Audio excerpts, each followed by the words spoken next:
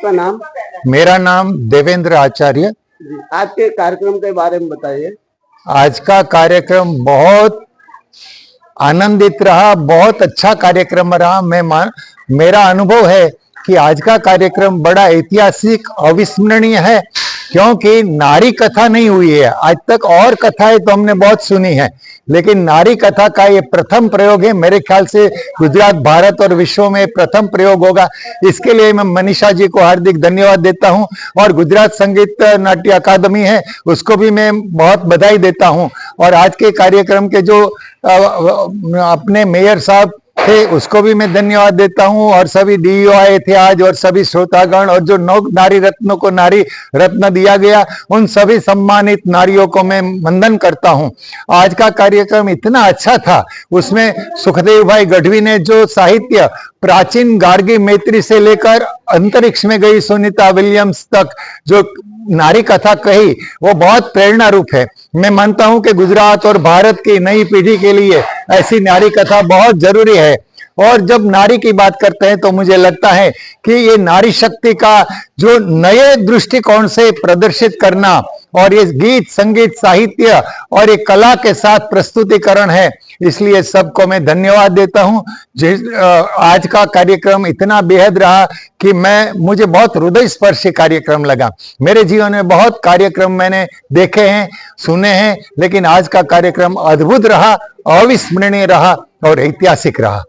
कोटेश्वर में लिखा है नारी नारी न हारी, यानी नारी के संघर्ष के बारे में आप कुछ कहना चाहेंगे? हाँ, नारी ना हारी का मतलब यह है कि नारी कभी हारी नहीं है। मैं मानता हूं कि अस्तित्व ने, प्रकृति ने जो नारी को बनाया है ना, वो इसलिए ही बनाया है कि नारी में एक स्वतः शक्ति है, वो स्वयं सिद्धा है।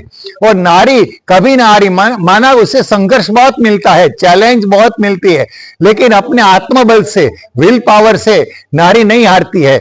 नारी ने अपने अपने प्रत्येक वैदिक काल से आज तक के इतिहास को आप ले लो कि वैदिक काल की गार्गी मैत्री से लेकर आज के युग के जो अंतरिक्ष में रही, वो अंतरिक्ष वैज्ञानिक सुनीता विलियम्स तक देखो, संघर्ष के प्रकार अनेक अनेक होते हैं। अंग्रेजों के जमाने में झांसी की रानी लक्ष्मीबाई को संघर्ष था, बहुत लड़ी मर्दानी से, वो तो झांसी वाली रानी थी, बुलंद हर कंठ वालों से सुनी हमने यही कहानी थी। तो नारी का संघर्ष है एक परिवार को संभालना, अपने एक संस्कारित पीढ़ी को तैयार करना, और अपने लिए जो व्यवसाय में है उन सभी का संघर्ष है, वो नारी झेल रही है।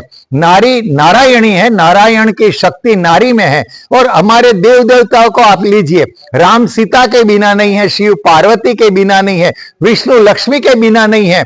मतलब ये नारी और नर है, वो कोई स्पर्धात्मक नहीं है, वो पूरक है, और प्रकृति का विधान ही यही है। तो भारत की नारी कभी ना हारी नारी है, वो कभी हारने वाली नहीं है। मतलब वो विजेता ही है, स्वयं सिद्धा ही है, और वही इतिहास बनाती है। और देवताओं को भी जहां जन्म लेने का मन होता है वो नारी है। तो नारी वंदना का ये कार्यक्रम था, नारी शक्ति का, नारी भक्ति का, नारी वंदना का और नारी स्तुति का कार्यक्रम था। एक और से कहे तो मातृ शक्ति का कार्यक्रम था। जननी की जोड़ हमें नहीं, भगवान ने जो, भगवान निराकार है, लेकिन भगवान हमारे सामने जो स्वरूप में आता है वो नारी के स्वरूप में आता है, माता के स्वरूप में आता है, बहन के स्वरूप में आता है, पत्नी के स्वरूप में आता है, और अपनी पुत्री के स्वरूप में आता है। नारी का भिन्न भिन्न स्वरूपों के पीछे जो छुपी है अस्तित्व की शक्ति, वही परम शक्ति है। तो नारी वंदनीय है और वंदनीय रहेगी।